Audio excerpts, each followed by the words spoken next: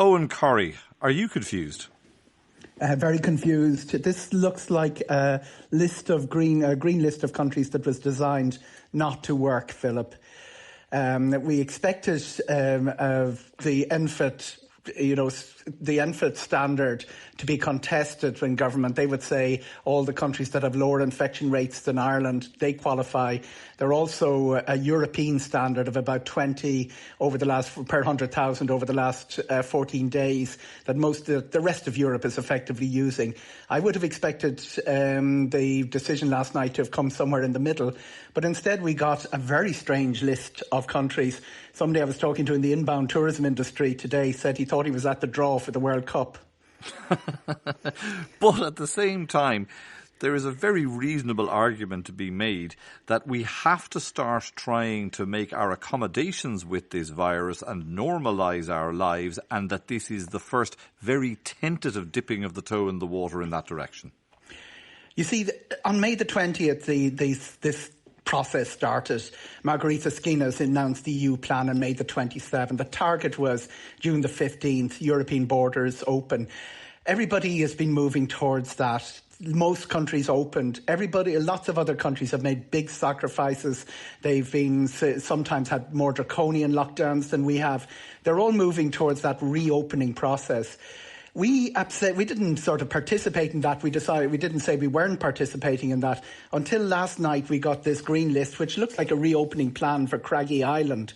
We've got 4 countries that don't have flights to Ireland on that list. And these are the countries that flights to Ireland are allowed. There are 2 of those countries. But the WHO's Mike Ryan did tell the Minister for Health that people would be safe, in their opinion, transiting through airports. Yeah, the real thing here is what is a place like Greenland doing on the list? It's a very interesting one because Gibraltar isn't in the European CDC list. It was included in our green list of countries, which is code for really annoying the Spaniards. And to add to the complication here, Philip, Spain had lobbied that the Canary Islands would be the second lowest caseload after Malta if it was treated as a separate region. It's part of Spain, outside the European Union, and it wasn't included. Greenland is part of Denmark, outside of the European Union, and it was included. It does look like the list of 15 was drawn up without too much of a thought process as to what the impact on people's actual habits are and what trading needs to be done with the rest of the world. As you say, the reopening that the rest of Europe is engaged in, and we haven't even started that process. If you were to work out the 15 countries, they're about 8% of our air connectivity.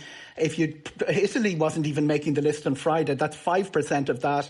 It's about 3% of our trading with the rest of the world. It's inconsequential and irrelevant with where the economy needs to be going.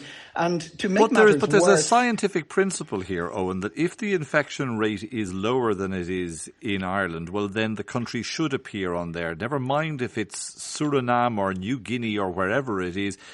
Just because the numbers say that we should be allowed to go there, well, then it goes on the list. Is that not logical? Yeah, very logical, and that's why Portugal would be off the list and Sweden. What we did was we picked a number which is very, very tight and very random in that it will continue to change. There's a country on the list today, Liechtenstein, that wouldn't have been on the list yesterday. And it makes it impossible for anyone to plan. There are machines in Ireland waiting to be serviced by engineers who can't arrive in Ireland because of our policy so far has been to block quarantine and self-isolate anybody arriving in the country for 14 days. We expected to move to the first, as you say, baby steps, moving on, the reopening last night. Instead, we got this message back that it's still going to be random. It's still going to be made up every 14 days. It could change between somebody flying out to a destination and returning. And the really crazy thing is 120 flights arrived in Ireland today. Only 9 of those are from the green list countries. There's only one sun route out of Belfast, and Belfast has 59 countries on their green list. Those people are travelling through Dublin. A golf operator today I was talking to, he had to tell his Danish clients they can't come to Ireland because they're red listed. They quickly switched their booking to Northern Ireland where they're green listed, and guess what? They're flying through Dublin.